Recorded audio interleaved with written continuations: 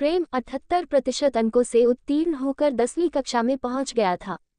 जीवन में एक सफल और नामचीन अभियंता बनने के सपने देखने वाला वो 16 वर्षीय प्रेम मुखाकृति से कुछ विशिष्ट आकर्षक तो नहीं था, किंतु उसका व्यक्तित्व बड़ा प्रभावशाली और आकर्षक था।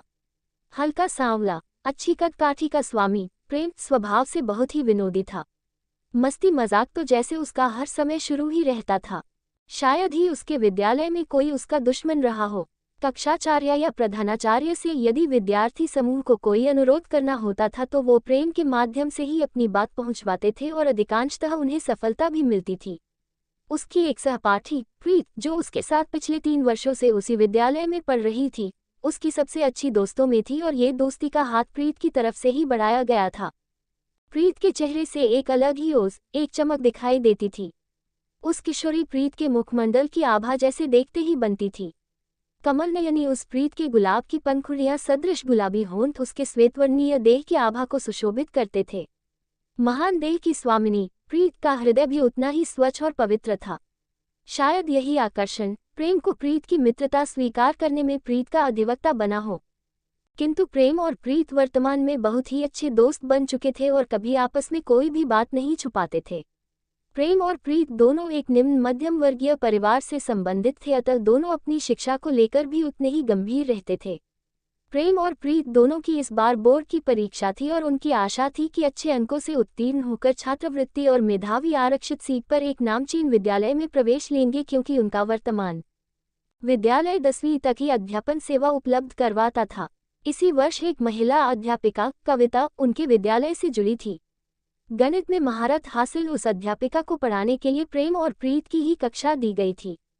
साहित्यिक नाम वाली अध्यापिका कविता ने पिछले ही वर्ष शिक्षाशास्त्र में स्नातक B.Ed. 85% अंकों के साथ उत्तीर्ण किया था। कविता एक 25 वर्षीय युवती थी और अपने काम में किसी अनुभवी की भांति ही मेहनत किया करती थी। उसके पढ़ाने के तरीके से विद्यार्थियों को पूरा भरोसा हो चला था कि इस बार किसी विषय में सही या न सही, किंतु गणित में विशेष योग्यता 75% से अधिक अंक पक्की है। लेकिन पूरी मेहनत करने के बाद भी प्रेम को गणित में कुछ भी समझ नहीं आता था। कई बार प्रीत उसे सवाल हल करने का तरीका समझाने की कोशिश भी करती, किंतु विफल रहती। 2-3 महीने निकल जाने के पश्चात कविता भी अपने कमजोर विद्यार्थी प्रेम को पहचान चुकी थी। उस 3 महीनों में गणित विषय में न सही पर उसके प्रभावशाली व्यक्तित्व ने कविता पर भी जादू कर दिया था। अतः वो प्रेम को गणितीय अवधारणा समझाने में पूर्व से अधिक प्रयास करने लगी। बात बात पर विद्यार्थियों को डांटने वाली अध्यापिका कविता चाहने पर भी प्रेम को नहीं डांट पाती थी। शायद उसे भी प्रेम में एक भावी सफल अभियंता स्पष्ट दिख रहा था। एक रोज विद्यालय के पार्क की एक बेंच पर बैठे प्रीत और प्रेम आपस में बात करने लगे। प्रीत, प्रेम तुझे गणित में अभी भी परेशानी आती है क्या?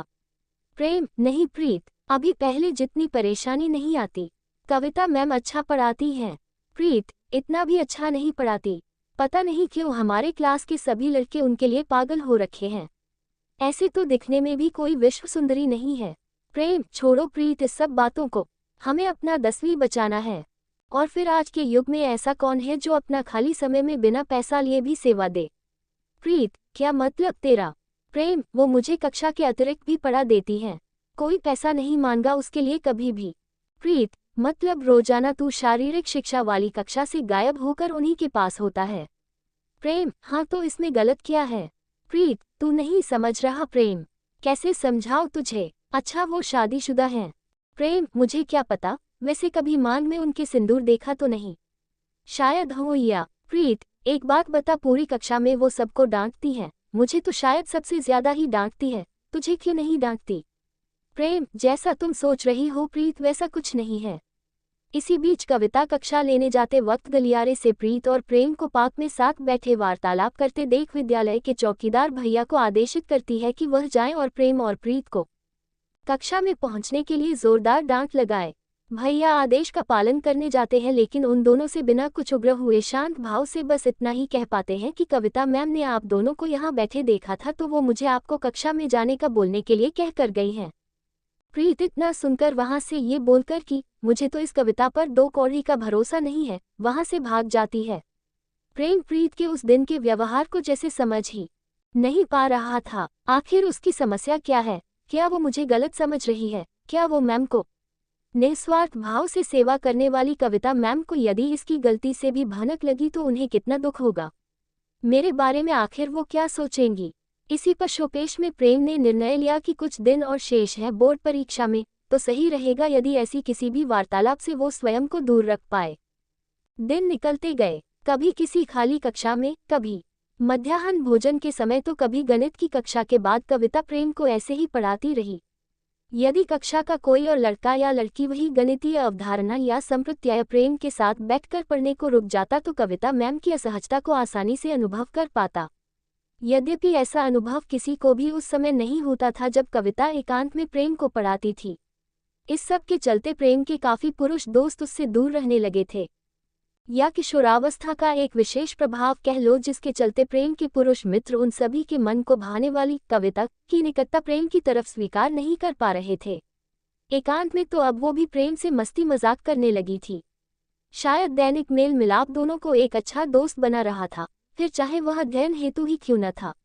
अब तो कभी कभी कविता मंद आवृत्ति या निम्न आयाम से प्रेम के सर पर तमाचा भी लगा देती थी। लेकिन इस सब के परे गणित में प्रेम का प्रदर्शन पहले से अच्छा दिखाई दे रहा था। प्रेम अप्रीत से हास्य विनोद तो कर लेता था, लेकिन कविता को लेकर कोई बात करने की मनोदशा में नहीं आ पाता था, क्योंकि वो नहीं चाहता था कि कविता मैम के इस समर्पण का बदला उनकी बदनामी हो। कहीं प्रेम और प्रीत की बात कोई सुन ले तो, कहीं प्रेम और प्रीत की बात कविता मैम सुन ले तो, बिल्कुल नहीं। इसलिए वो ऐसी बातचीतों से बचने लगा जिसका शीर्षक वो अध्यापिका होती थी। समय निकलता रहा और बोर्ड की परीक्षा आरंभ होने में मात्र 15 ही दिन का समय शेष बचा।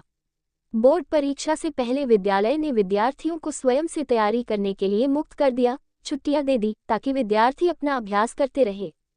प्रेम को गणित के कुछ शीर्षकों में अभी भी समस्या आ रही थी, जिसके लिए वो विद्यालय जाता रहा, किंतु उस निस्वार्थ सेविका के अंत से उसे कोई भी सेवा प्राप्त न हो पा रही थी, क्योंकि 10वीं के विद्यार्थियों की छुट्टी के चलते कविता मैम की नियुक्ति अन्य कक्षाओं में कर दी गई थी, जिसके चलते अन्यों के लिए उनकी उपलब्धता शून्य हो चली थी। एक दिन प्रेम जैसे तैसे पता करके कविता की उस समय की कक्षा के बाहर ही जाकर खड़ा हो गया। कक्षा समाप्त होने पर कविता ने उसके आगमन का कारण पूछा तो प्रेम ने बता दिया कि उसे कुछ अवधारणाओं, संप्रत्ययों को समझने में अभी भी समस्या आ रही है, जो कि उनके विषय से संबंधित है। वो अब तक के समय का पहली बार था जब कविता ने प्रेम को स्वयं की उसके लिए उपलब्धता पर अपनी अस्वीकृति दी थी। कविता ने स्पष्ट इनकार कर दिया कि उसके पास एक भी मिनट वर्तमान में खाली नहीं है, क्योंकि विद्यालय का काम पूर्व की तुलना में अधिक हो चुका है। प्रेम ने एक अच्छे विद्यार्थी की भांति उनसे अनुनय विनय की एक प्रक्रिया तक की, किंतु मैम अब वैसी मैम नहीं दिख रही थी जैसी वो थी। कविता मैम ने तो अपना पूर्ण समर्पण और सेवा दी, किंतु अब जब उन्हें समय का अभाव है तो उसे मैम को गलत नहीं समझना चाहिए। आखिर समय की बेड़ियों से भला कौन बच सका है। निराश मन से वो किशोर ये सोचता हुआ कक्ष के बाहर से चल गया कि कविता ने उसे आवाज लगाई। प्रेम वापस मुड़ा और बोला, जी मैम। कविता, उदास क्यों हो रहे हो? प्रेम, नहीं मैम, उदास नहीं तो बस सोच रहा था कमान का या अनुत्तीर्ण हो गया तो मेरा सपना धरातल तक न आ सकेगा। कविता, अच्छा ठीक है, ज्यादा दार्शनिक न बनो, मेरा नंबर लिखो, दिक्कत हो तो संदेश भेजना। प्रेम, क्या संदेश पर गणितीय अवधारणाओं का वर्णन या अभ्यास संभव है? मैम, 1-2 दिन बस और पढ़ा दो, मैं आपका सदैव ऋणी रहूंगा। कविता, अच्छा, ज्यादा वजनदार शब्द फेंक कर न मारो, अगर समय मिलेगा तो बताऊंगी, अभी जाओ। इसके उपरांत प्रेम गणित संबंधी समस्या के लिए कविता को संदेश भेजता तो बहुत समय के बाद और अधिकांशतः तो रात्रि के समय उसको उत्तर प्राप्त होता, और उस पर भी प्रेम को कुछ समझ नहीं आता कि कैसा स्पष्टीकरण है उस प्रश्न का। उसका समझाने का अनुरोध अब संदेश में भी शुरू हो गया। शायद कोई और विद्यार्थी होता तो इस तरह परेशान करने पर जोरदार डांट खा गया होता, या तकनीकी प्रयोग से उसके संदेश आगमन को पूर्णतया निषिद्ध कर दिया जाता, रोक दिया जाता, किंतु वह तो प्रेम था। गणित की परीक्षा में अब 5 दिन ही शेष थे कि एक दिन कविता ने प्रेम को सामने से अपना पता प्रेषित किया और कहा, तुम आकर पढ़ सकते हो, पर मुझे अपने घर में भीड़ नहीं चाहिए और किसी को मत बताना कि मेरे यहाँ पढ़ने आ रहे हो, अन्यथा बात जब फैलेगी तो सबको लगेगा प्रेम को क्यों और अन्यों को क्यों नहीं। इससे मेरे अच्छे शिक्षक होने पर प्रश्न चिन्ह लगेगा। तुम खाली तो हो ना? प्रेम ने प्रत्युत्तर दिया, जी मैम, मैं तो परीक्षा तक खाली ही खाली हूँ। सामने से कविता ने पुनः संदेश भेजा, न बाबा, न इतना समय नहीं है मेरे पास, बस आज पढ़ा सकती हूँ, वो भी कल सुबह वापस विद्यालय है। प्रेम ने उत्तर दिया, रात में देर तक पढ़ा देना, बस मेरे अच्छे अंक आ जाएं। कविता ने प्रत्युत्तर दिया, अब आओगे भी या समय व्यर्थ नष्ट करने की आदत हो गई। प्रेम कविता के मान सम्मान के दृष्टिगत अपने परिवार को ये बोलकर दोस्तों के साथ पढ़ना है तो कल सुबह ही आऊंगा, वहां से अपनी साइकिल उठाकर उस स्थान पहुंचा जहां का पता कविता ने उसे दिया था। कविता का घर काफी आधुनिक तरीकों से बना हुआ था, शायद किसी महान वास्तुविद द्वारा उस घर की संरचना बनाई गई हो। प्रेम ने प्रवेश द्वार पर लगी घंटी बजाई कि कविता ने आकर दरवाजा खोला और उसे घर के अंदर प्रवेश दिया। घर के अंदर कविता मैम की तस्वीर में साथ में कोई पुरुष भी थे। उत्सुकतावश प्रेम ने कविता से उनका परिचय पूछा तो उत्तर सुनकर वो स्तब्ध रह गया। कविता बोली, ये मेरे पति हैं। प्रेम, तो सर से मिलवाएंगी नहीं? कहाँ है ये? कविता, तुम्हारे सर इस समय काम से शहर से बाहर गए हुए हैं, परसों वापस आएंगे। प्रेम, तो घर में अभी कौन कौन है आपके? कविता, इस समय तो मैं हूँ, तुम हो। प्रेम, कोई और? कविता, और कोई नहीं है। कोई होता तो कैसे पढ़ा पाती तुम्हें? इतने दिन इसी कारण से तो निकल गए, सुबह विद्यालय की सेवा, शाम को पति की। आज कोई परेशान करने वाला नहीं था तो तुम्हारा अनुरोध मान लिया। कोई समस्या? प्रेम, असहजता से, नहीं समस्या नहीं।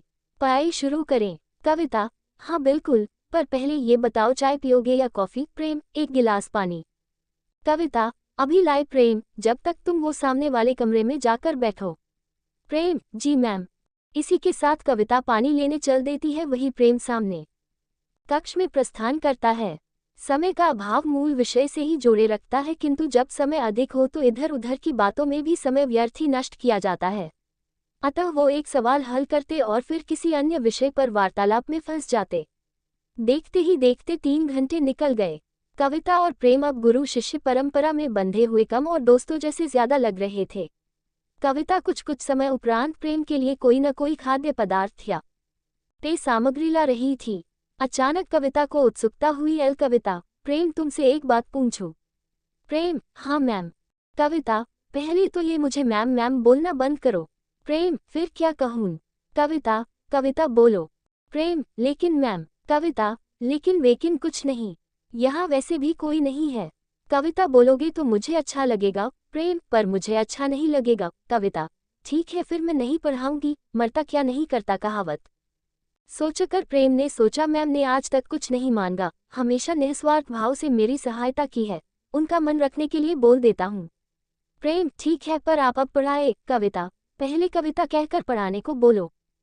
प्रेम, कविता, पढ़ाओ न। कविता, ये हुई न बात। और कविता ने पहले से ज्यादा मन से पढ़ाना शुरू कर दिया। पढ़ाते पढ़ाते रात के 11 बज गए। कविता को नींद आने लगी थी, पर वो भावी अभियंता जैसे पहले से ज्यादा सक्रिय था। शायद पढ़ाई की जिम्मेदारी और भविष्य के स्वप्न उसको इतना सक्रिय रखे हुए थे।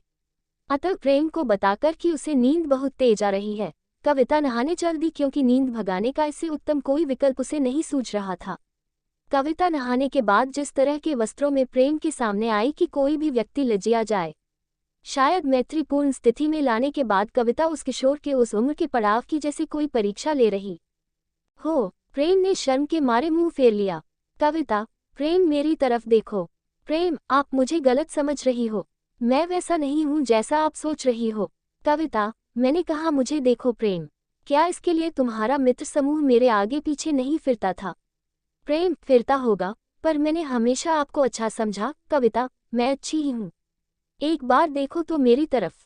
मुझे पता है तुम्हें भी वो सब का मन करता होगा, आखिर तुम्हारी आयु भी तो वही है। प्रेम, मुझे नहीं देखना आपकी तरफ। प्रीत मेरी सबसे अच्छी दोस्त है और उसने मुझे आपकी नीयत की चेतावनी दी थी, लेकिन मैं आपको कोई समाज सेविका की तरह सोच रहा था। कविता, प्रीत प्रीत प्रीत, आखिर ऐसा क्या है प्रीत में जो मुझ में नहीं? आज की ही तो बात है, वैसे भी किसे पता चलेगा? प्रेम, प्रीत के पास दिल है जो आपके पास नहीं। पता तो सबको चलेगा, मैं अभी पुलिस को कॉल करता हूँ। कविता जोर जोर से ठहाके मारकर हंसने लगती है। पुलिस को बुलाओगे? बुलाओ, मैं भी बोल दूंगी कि ये मुझे छेड़ रहा था, और फिर कैसे तुम मेरे लिए विद्यालय के चक्कर काट रहे थे, ये तो सबने देखा ही था। कोई नहीं सुनेगा तुम्हारी। देखना चाहोगे? हाँ कहो तो अभी चिल्ला चिल्ला कर सबको जमा कर देती हूँ, फिर तुम और तुम्हारा भविष्य सलाखों के पीछे। प्रेम, रोते हुए, आखिर आप चाहती क्या हो? कविता, जो बोलती हूँ वो करो। प्रेम, लेकिन क्या? कविता, मुझे एक प्रेमी की तरह प्रेम करो, मुझमें समा जाओ। तुम्हें मैं अपने अंदर महसूस करना चाहती हूँ। प्रेम, मैं ये सब कभी नहीं करूँगा, चाहे आप मेरी जान ही क्यों न ले लो। कविता, तुम क्या सोचते हो वो मेरी निस्वार्थ सेवा थी। मैं पहले दिन से ही तुम्हें पसंद करती थी। कोशिश करती थी कि कोई बहाना मिले जो तुम मेरे निकट आओ। वो समय आ गया है। या तो मुझे संतुष्ट करो या फिर जेल में सफल अभियंता बनने के स्वप्न देखो। और इसी के साथ इस डर से कि जगह कविता की समय रात्रि का और महिला प्रधान भारतीय कानून कौन सुनेगा उसकी, और अगर महिला ने आरोप लगाया तो पुलिस से पहले ये भीड़ मारेगी, फिर पुलिस मारेगी और आखिरी में जेल अलग। भीड़ की भी भारत में मुख्य भूमिका है। न्यायाधीश बाद में निर्णय लेता है। ये स्वयं को न्यायाधीश के पार्षद समझकर महिलाओं के प्रकरण में पहले हस्तक्षेप करके लड़के या पुरुष को पीट देते हैं, और ये भी कोई बेटी बचाओ बेटी पढ़ाओ के चलते नहीं करते। बस महिला की दृष्टि में ऊपर उठने को करते हैं, चाहे महिला स्वयं में गलत हो। पर दिवा स्वप्न। यही सोचते सोचते प्रेम ने वो सब किया जो कविता ने चाहा। प्रेम की आंखों से गिरता एक एक आंसू उसके मन की पीड़ा, उसके क्रंदन को अभिव्यक्त कर रहा था। लेकिन वासना में डूबी उस युवती को अपनी भूख के आगे प्रेम की आत्मा का रुदन श्रव्य नहीं था। उसके लिए प्रेम इंसान नहीं था, कोई विद्यार्थी नहीं था। उसके लिए प्रेम केवल और केवल एक वस्तु था, भोग करने की वस्तु। देह की आग शांत होते ही कविता भी अब परिवर्तित हो चुकी थी। उसने प्रेम को तत्काल जाने को बोला, ये कहते हुए कि किसी को भी इसकी सूचना लगने पर कब ये संभोग बलात्कार में बदल जाएगा तुम सोच भी नहीं सकते हो। आखिर संभोग और बलात्कार की परिभाषा भी तो महिला प्रधान कानूनों में स्त्री अनुरूप होती है। न्यायालय क्या निर्णय देगा ये तो भविष्य का विषय है, पर पुलिस की जांच किस दिशा में जाएगी और पुलिस जांच के नाम पर महिला अपराध के चलते प्रेम की क्या दशा बनाएगी, ये सब बातें प्रेम को पागल कर रही थी। प्रेम शांत हो गया। अब वो पहले जैसी मस्ती मजाक करना भूल गया। इतना शांत उसे किसी ने कभी नहीं देखा था। चेहरा भी मुरझाने लगा था। उसने लोगों से बातचीत करनी बंद कर दी। जब भी उसे वो रात याद आती, वो अपने शरीर से आती एक अजीब सी दुर्गंध महसूस करने लगता और पागलों की तरह अपने शरीर के अंगों को रगड़ने लगता। कभी हाथ रगड़ता तो कभी गर्दन। एकांत में वो असामान्यों की तरह चीख चीख कर रोता। परीक्षा से 2 दिन पहले प्रीत उससे मिलने पहुंची। प्रीत, तू आजकल कहाँ है? न घर मिलता है, न किसी दोस्त के यहाँ मिलता है। बोर्ड की परीक्षा है, अनुत्तीर्ण होना है क्या तुझे? किंतु प्रेम की तरफ से कोई जवाब प्रीत को नहीं मिला। प्रीत स्तब्ध थी कि ऐसा पहली बार हुआ है इतने सालों में कि प्रेम प्रीत से ऐसा व्यवहार कर रहा है। प्रीत, कोई बात है क्या? तू अब मुझसे भी छुपाएगा? प्रेम अभी भी शांत था। प्रीत, अच्छा कविता मैम को बुला दूँ, उन्हें बताएगा क्या हुआ तुझे? प्रेम, उसे कॉल लगाने की कोई आवश्यकता नहीं है। प्रीत भौचक्का रह गई। प्रेम ने आज तक कभी कविता मैम के लिए ऐसा नहीं बोला था। प्रीत को अब संदेह होने लगा कि आखिर कुछ तो है जिसे प्रेम छुपा रहा है। प्रीत, तू मुझे बता रहा है या नहीं? देख, मैं कविता मैम को कॉल लगाने जा रही हूँ। प्रेम, क्या जानना है तुम्हें? प्रीत, तेरी इस उदासी का कारण? कहाँ है मेरा मित्र, वो जो सदैव हंसता रहता था, हंसता रहता था? कहाँ है वो प्रेम जिसके स्वप्न हमेशा बड़े होते थे? आखिर किस बेहोशी की नींद में सो रहा है मेरा प्रेम? प्रेम, प्रेम आज भी वही है, बस प्रेम अशुद्ध हो गया है। प्रीत, क्यों, किसी लड़की ने दबोच लिया क्या? इतना कहकर प्रीत ठहाके मारकर जोर जोर से हंसने लगी कि प्रेम के हाँ ने उसको अचानक बिल्कुल शांत कर दिया। प्रीत चौंक कर, क्या कह रहा है तू? प्रेम अभी भी शांत था। प्रीत, ठीक है, आज मैं तेरे लिए इतनी पराई हो गई न कि तू मुझसे अब बातें छुपा रहा है। मैं अभी तेरे पापा मम्मी को जाकर तेरी हालत बताती हूँ। प्रेम, प्रीत रुक, जो तुमने सुना वो सब सच है? प्रीत, मतलब तेरा बलात्कार? प्रेम प्रीत को बीच में रोकते हुए, भारत में पुरुषों के बलात्कार कहाँ होते हैं? पुरुष तो बस बलात्कार करते हैं, वो कभी पीड़ित कहाँ होते हैं? यहाँ तो वासना भी लिंग भेद करती है। इस देश के पुरुष वासित हो सकता है किंतु महिला नहीं। प्रीत, मुझे सब विस्तार में बता। प्रेम जैसे जैसे एक एक वाक्या जो उस दिन घटित हुआ प्रीत को बता रहा था, उसकी और प्रीत की आंखों से आंसू बहने का क्रम साथ के साथ चलता जा रहा था। प्रीत, मैंने तुम्हें समय रहते बचने का संकेत दिया था, किंतु तुम उसे पता नहीं कौन सी महान नायिका समझे बैठे थे। तुमने पुलिस को बताया? प्रेम, उसने धमकाया है कि यदि पुलिस को या किसी को भी बताया तो वो मेरे विरुद्ध बलात्कार का प्रकरण पंजीकृत करवा देगी। प्रीत, उसकी ऐसी की तैसी, तू चल मेरे साथ। और इतना कहकर प्रेम के मना करने पर भी हाथ पकड़कर प्रीत प्रेम को पुलिस थाना ले आई। थानाधिकारी उपनिरीक्षक को संबोधित करते हुए, आदर्श, ये 2 लड़का लड़की कैसे खड़े हैं यहाँ? उपनिरीक्षक आदर्श, श्रीमान कोई मुकदमा पंजीकृत करवाना है किंतु दोनों नाबालिग हैं। थानाधिकारी अजीत, किस संबंध में? उपनिरीक्षक आदर्श, बलात्कार हुआ है। अजीत, लड़की का? आदर्श, नहीं, लड़के का। इतना सुनते ही दोनों जोर जोर से हंसने लगे। अजीत, इसको मेरे पास भेज। आदर्श दोनों को अजीत के पास लाकर खड़ा कर देता है। अजीत, कैसे आना हुआ यहाँ? प्रीत प्रेम को बोलने का संकेत देती है। प्रेम, सर मेरे साथ बलात्कार हुआ है। अजीत, किसने किया? प्रेम, हमारे विद्यालय की अध्यापिका ने। अजीत, अध्यापिका की उम्र? प्रेम, 25 या 26। अजीत, और तेरी? प्रेम, 16-17 का होने वाला हूँ। अजीत, तू नाबालिग है, पढ़ाई पर ध्यान दे, क्या बेकार चक्करों में पड़ा हुआ है? प्रेम, किसी काम में अब मन नहीं लगता। अजीत, क्यों इतनी रंगीन थी वो रात? प्रेम, रोकते हुए, चीख कर क्या बेकार बात कर रहे हो? अजीत, आवाज नीची करके बात कर, तेरे बाप का थाना नहीं है ये, उठा के अंदर डाल दूंगा, 2-4 सेक्शंस और लगा दूंगा पब्लिक सर्वेंट से बदतमीजी करने के लिए। प्रेम, सर्वेंट, पब्लिक सर्वेंट? अजीत प्रीत से, तू समझाएगी इसे या मैं समझाऊं? फिर प्रेम की तरफ देखते हुए, मजा आया था, आग ठंडी हुई थी। प्रीत गुस्से में चिड़चिड़ाकर प्रेम से चलने को बोलती है। अजीत, ले जा इसे यहाँ से, न तो ये कोई बड़े बाप की औलाद है न किसी सेलिब्रिटी की। बड़ा आया बलात्कार हुआ, गया कुछ तेरा, गया कुछ मिला ही न, मजा। इतना बोलकर अजीत और अन्य थाना कर्मचारी उन दोनों पर हंसने लगे। अजीत, आदर्श अगर यहाँ से ये न जाए तो इसको ही अंदर कर दो, साले की चर्बी में निकालता हूँ। प्रेम और प्रीत वहाँ से वापस आ जाते हैं। दिन प्रतिदिन प्रेम की मनोदशा बिगड़ती जाती है, वो परीक्षा तक नहीं दे पाता है। धीरे धीरे पागलपन उस पर हावी होने लगता है। उसके मन में कई बार मरने और मारने जैसे विचार आने लगते हैं। कहीं से निकलता है तो उसे लगता है जैसे वही चर्चा का विषय है, जैसे लोग उस पर हंस रहे हैं। प्रीत उसे सामान्य करने की बहुत कोशिशें करती है किंतु असफल ही रहती है कि एक रोज प्रेम की लाश पंखे से लटकी मिलती है। ढूंढने पर एक कॉपी मिलती है जिस पर उसने अपने दर्द को बयान कर रखा था। मैं एक पुरुष हूँ और मेरा बलात्कार हुआ है। मैं एक ऐसे देश का नागरिक हूँ जहाँ का संविधान तो लिंग भेद न करने के बड़े बड़े दावे करता है किंतु यहाँ का कानून महिला और पुरुष को एक चश्मे से हरगिज नहीं देखता। यहाँ ये स्त्री तय करती है कि कब संभोग को बलात्कार करना है और नारी प्रधान इस विधि ने ऐसा चश्मा लगा रखा है जो पुरुष बलात्कार को पुरुष का आनंद मानता है। एक स्त्री की भावना हो सकती है, एक पुरुष की नहीं। यहाँ एक पुरुष को विचार रख सकता है, एक स्त्री नहीं। पुरुष के छूने भर से एक स्त्री दूषित हो सकती है लेकिन स्त्री के छूने से पुरुष नहीं। यहाँ स्त्री एक माँ और बहन है लेकिन पुरुष कोई पिता या भाई नहीं। माँ से पुत्र के सृजन, उसके जन्म पर बड़े बड़े व्याख्यान दिए जाते हैं लेकिन उस सृजन, उस जन्म में एक पिता की कोई भूमिका नहीं। एक स्त्री के आंसू सभी को दिखते हैं लेकिन उस स्त्री के दंश से मरा हुआ पुरुष किसी को नहीं दिखता।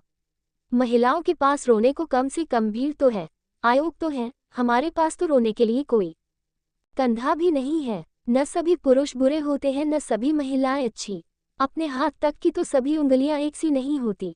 मुझे ये लिखते हुए कोई लज्जा नहीं आती है कि एक पुरुष ही पुरुष का सबसे बड़ा दुश्मन है। मेरा शरीर किसी को आनंद देने या लेने के लिए नहीं था। मैं किसी के भोग की वस्तु नहीं था। मेरा शरीर, मेरी आत्मा आज दूषित है। शायद ये विषय समाज के गले से न उतरे क्योंकि सच्चाई और मानव मनोविज्ञान को कोई समझना नहीं चाहता। मैं जब जब अपने शरीर को देखता हूँ मुझे उस घृणित स्पर्श की याद आती है। प्रीत, मैं आज पवित्र नहीं रहा लेकिन यदि यह सत्य है कि पुनर्जन्म होता है तो मैं तुमसे मिलने अवश्य आऊँगा। उस समय मेरी देह, मेरी आत्मा निष्कलंक होगी।